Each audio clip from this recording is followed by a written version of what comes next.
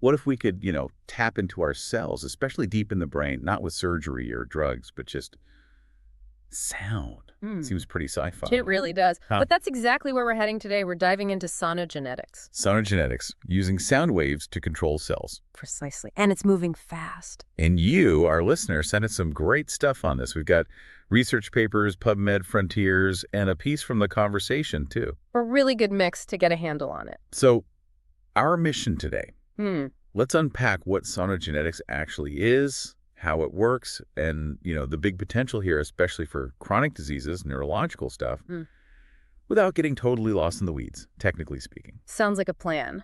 Let's get into the core ideas. Okay, so Right. what is sonogenetics? Laid out for us. All right. So at its heart, it's this blend of ultrasound, which is non-invasive, and genetic engineering, which gives us that precision. The basic idea is you use gene delivery tools to put specific proteins, these things called mechanosensitive channels, into the cells you want to target. Mechanosensitive channels. Okay, those sound important. What exactly are they, and how does the ultrasound connect? Yeah, they're the key players, really. Think of them as tiny gates, proteins in the cell membrane. And the amazing part is they respond to physical force, mechanical stimuli. Like the vibrations from ultrasound. Exactly like the vibrations from ultrasound. When the sound waves hit these channels, they physically push them open or pull them shut. Wow. So sound becomes like a remote control for these cell gates. That's a great way to put it. And opening or closing these gates isn't trivial. It changes how the cell works. How so? It controls the flow of ions, charged particles across the membrane. That changes the cell's electrical state, its membrane potential. That's fundamental for cell communication, especially neurons. Right, electrical signals. And it can also set off chemical signals inside the cell, like triggering the release of calcium ions, which act as messengers for tons of other processes. Sonogenetics basically hijacks this mechanism. Oh, quite elegant, actually. Yeah. And the source has really hammered home the non-invasive aspect. Oh, absolutely. That's a huge plus. Ultrasound goes right through tissue, so you can control cells deep inside the body from the outside. No surgery needed. Exactly. Big win for patient comfort. And it opens doors for really personalized treatments, targeting just the problem cells or areas. Okay, so we've got the sound waves coming from outside and these special channels inside the cells acting as receivers. Let's break down the components. First, those mechanosensitive channels. What makes a good one for this job? Good question. Several things are crucial. Number one, it has to be really sensitive to ultrasound. You want it to react reliably, but at sound levels that are safe. Makes sense. Second, you need to be able to actually make it work, express it in mammalian cells, because humans are the end goal, right? Right. And critically, just having the channel sitting there shouldn't mess up the cell's normal life when the ultrasound is off. You don't want a leaky faucet, basically. Okay, so it needs to be sensitive, work in our cells, and not cause problems on its own. The research mentioned a few types. Yeah, there are several contenders. You've got TRP channels, transient receptor potential. They're kind of broadly sensitive. Then there's MSCL, large conductance mechanosensitive channel protein.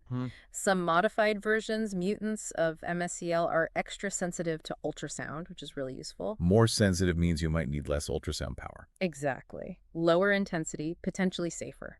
There's also piezo-1, which is known for being mechanically sensitive. Preston, too, interesting one, that's involved in our hearing. Repurposing something already linked to sound. Clever. Yeah. And then there are others like 2-pore domain potassium channels, MEC46. Researchers are exploring quite a few options. You mentioned mutant channels like MSCL G22S and some Preston ones. Why use modified versions? Right. So scientists found that tweaking the structure slightly, these mutations, can make them way more responsive to the ultrasound, like MSCL G22S or those Preston mutants, N7T and N308S. So it's about fine-tuning the receiver. Precisely. Better sensitivity means you can potentially use less energy, making it more efficient and, again, possibly safer. The Preston work is cool because nature already designed it for sound, you know? Fascinating stuff. Okay, so we have the channels. Now, how do we actually get the instructions, the genes, for making these channels into the right cells? That's the gene delivery part. That's the next big piece of the puzzle, yes. Yeah. You need a delivery vehicle to get the genetic blueprint for these channels into the target cells, so the cells start making them. And the sources talked about two main ways, virus-based and non-virus. Correct. Virus-based methods are very common in gene therapy research. Like AAV and lentivirus. Yeah. Those mentioned a lot. Yes, AAV, adeno-associated virus, is super popular. It tends to give long-lasting gene expression and usually doesn't provoke a huge immune reaction. That sounds good. It is. It's been used in sonogenetics studies with Preston, MSCL G22S, TRPV1, often with little glowing markers so researchers can see which cells took it up. AAV was actually used in the first gene therapy clinical trial way back in 2012. Wow, okay. Yeah. Any downside? Well, its cargo space is limited. It can only carry about 4.7 kilobases of genetic material, which isn't huge, so complex instructions might not fit. And there's a very small risk, considered low, that its DNA could slot into the cell's own DNO in a bad spot. Okay. And lentivirus, how's that different? Lentiviruses are retroviruses. Their trick is they actually integrate their genetic material into the host cell's chromosomes. How much mutes? Very long-term, stable expression, potentially permanent. Good for chronic conditions.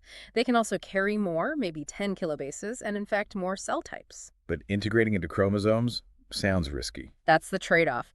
Because it integrates randomly, there's a theoretical risk, again, low but not zero, of disrupting important genes, maybe activating an oncogene or something. Safety is a bigger watch-out with lentivirus. So the AAV, safer, maybe shorter term, smaller package. Lentivirus, longer term, bigger package, but more integration risk. That's a good summary. Viral vectors are generally efficient at getting the genes in, but safety is always paramount. Okay, what about the non-viral options? LNPs, lipid nanoparticles.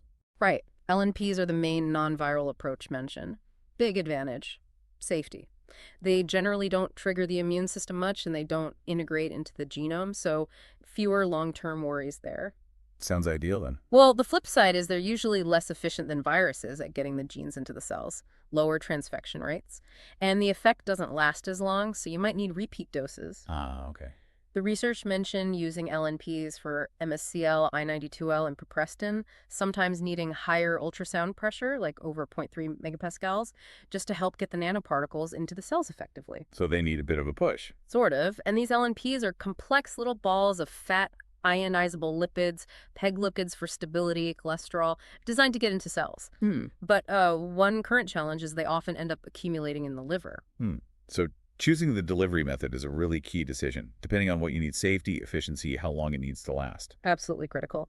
And the third piece, you mentioned the ultrasound devices themselves. Yeah, that seems more straightforward, just the machines making the sound waves. Pretty much. But they need to be sophisticated enough to generate the right kind of waves, specific frequency, intensity, duration, and focus them precisely on the target cells. Like tuning that radio, you need the right settings for the specific channel you're trying to activate. Okay, got the building blocks. Yeah. Channels, delivery, sound waves. Now, the really exciting part, the applications. Chronic diseases. Parkinson's comes up a lot. Why is sonogenetics such a hot prospect there? Well, neurological disorders like Parkinson's often involve problems in very specific circuits deep inside the brain. Getting treatments to just those spots non-invasively is tough. Right, like optogenetics needs light, which doesn't penetrate well. Exactly. And magnetogenetics might need bulky gear or lack precision. Sonogenetics is appealing because ultrasound goes deep, no surgery needed, and you can focus it really tightly in both space and time, targeting just the neurons you need. And studies are showing it works. Yeah, early days, mostly animal models, but yes. They've shown sonogenetics can make neurons fire, electrically activate them, and even cause limb movements. Real functional control. Tell me about the Parkinson's examples. They sounded quite compelling. They really are. So one study put that MSCL G22S channel into the subthalamic nucleus, the STN, a key area in Parkinson's in mice with a Parkinson's-like condition. Okay. Then they zapped it with ultrasound, and they saw muscle contractions, more activity in those STN neurons. They measured a marker called CFOS, and importantly, the mice got better motor coordination, moved around more. Wow, actual symptom improvement. Yeah. Another study targeted a different pathway, the mesolimbic one, involved in reward. Activating the VTA, ventral tegmental area, made it release dopamine, the very neurotransmitter that's lacking in Parkinson's, in a reward center called the nucleus accumbens. It even changed how the mice learned about rewards. The dopamine release is huge for Parkinson's. Absolutely. And another one looked at the dorsal striatum, also affected in PD.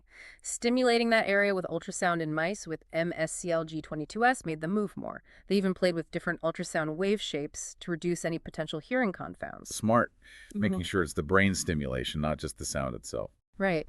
And maybe the most encouraging was a study using the mutant Preston channel, Venus and Preston, N7T and 308S.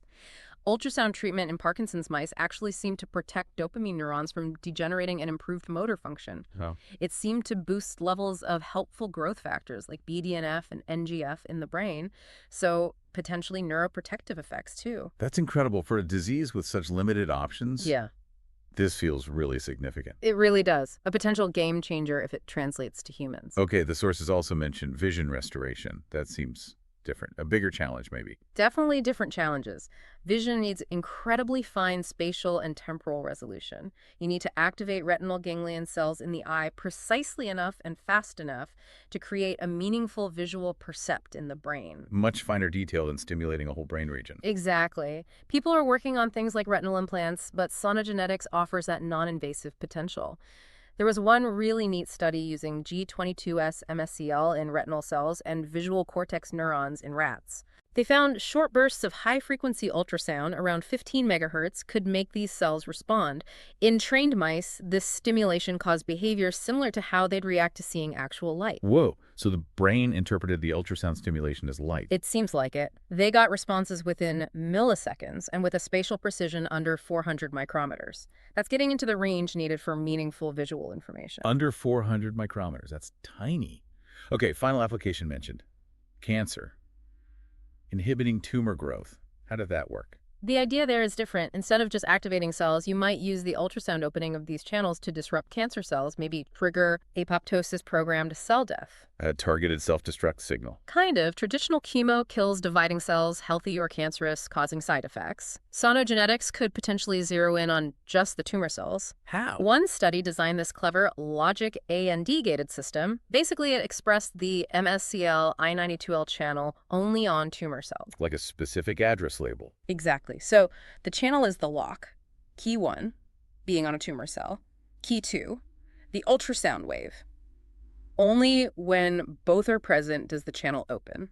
And what happens then? Calcium floods into the cell, disrupting things and triggering apoptosis. In lab tests on a cancer cell line, continuous ultrasound using this system caused the highest rate of cell death. It's a way to try and kill only the cancer cells. A two-factor authentication for cell death. Just really ingenious. It is lots of potential for reducing side effects. So it feels like things are moving really quickly. What are the recent advances? Where's this heading? Yeah, huge progress. We're seeing the shift from simple lab models to testing in mammalian cells and tissues, crucial for getting closer to human use. More realistic testing. Right. And the toolkit is expanding more channels, different delivery systems being tried. Plus, researchers are getting much smarter about the ultrasound itself. How so? Fine-tuning the parameters frequency, pulse duration, intensity for specific effects. Like TRP4 responds best around 2.25 megahertz, but MSCLG22S like 0.5 megahertz. Some channels like Impreston need longer pulses. MSCLG22S responds to shorter ones. Tailoring the sound to the channel. Exactly. And for chronic diseases, AAV is often preferred right now because it lasts longer and seems pretty stable. Optimizing those parameters for each specific use case is a big focus. It sounds incredibly promising, but like any cutting-edge tech, there must be hurdles, right? What are the big challenges? Oh, definitely big ones. For starters, we don't fully understand exactly how the ultrasound causes the effects. Is it just the mechanical force? Is there some localized heating? Tiny bubbles forming, cavitation? It's likely complex. So the fundamental mechanism needs more work. Yes. And then there's refining that spatiotemporal precision while guaranteeing safety, hitting just the right spot without affecting anything nearby. That's key. And the delivery systems. The immunogenicity of the viral vectors is still a concern how the body reacts. We need ways to manage that. Plus, finding or engineering even better channels that work reliably in mammals is ongoing. You mentioned activating cells. What about shutting them down? Great point. Most work is on activation, but finding channels or systems that could inhibit cells using ultrasound would open up a whole new set of therapeutic possibilities. That's an active area of investigation. And making it practical. Yeah, developing stable, maybe even wearable ultrasound devices for clinical use is crucial. And of course, the big one, large-scale trials, preclinical, then clinical, to really prove long-term safety and effectiveness. That needs lots of collaboration between different fields. That conversation piece also brought up chemogenetics. How does Sonogenetics stack up against that? Right, that reader comment. Chemogenetics uses drugs to activate genetically introduced receptors. Sonogenetics uses ultrasound. The potential edge for Sonogenetics is Well, first, ultrasound is arguably more non-invasive than taking a drug that goes everywhere in the body. More targeted trigger. Potentially, yes. And ultrasound might offer better temporal control. We saw those millisecond response times in the vision study. You can turn the sound on and off very precisely, maybe allowing for finer control than waiting for a drug to wash in and out. Okay, so better spatial focus, potentially faster on-off control. Makes sense. So let's wrap this up. Key takeaways from our deep dive into sonogenetics. I'd say Sonogenetics is a really exciting non-invasive tech combining ultrasound and gene editing to control cells with high precision. Huge potential for new treatments, Parkinson's, vision loss, maybe even cancer. It's still evolving. Absolutely. It's still relatively young. Yeah. There are real challenges, mechanisms, safety, delivery, finding the best channels, but research is moving fast to tackle them. It really does feel revolutionary. Using something like sound, which we usually think of as harmless, to precisely tweak our biology. It's mind-bending. It really is. Makes you wonder about the future of personalized medicine, doesn't it? Sound waves as therapy. Maybe one day, instead of just pills or surgery, we could tune in the right frequency to heal. It definitely opens up some fascinating possibilities for controlling biology non-invasively. A space to watch, for sure. Well, thanks for guiding us through all that complex but amazing science. And thank you, listener, for pointing us towards this topic. It's cutting-edge stuff. Definitely. We really encourage you to check out the sources if you want even more detail. And, as always, send us your questions. Clearly, there's a lot more to come in the world of sonogenetics.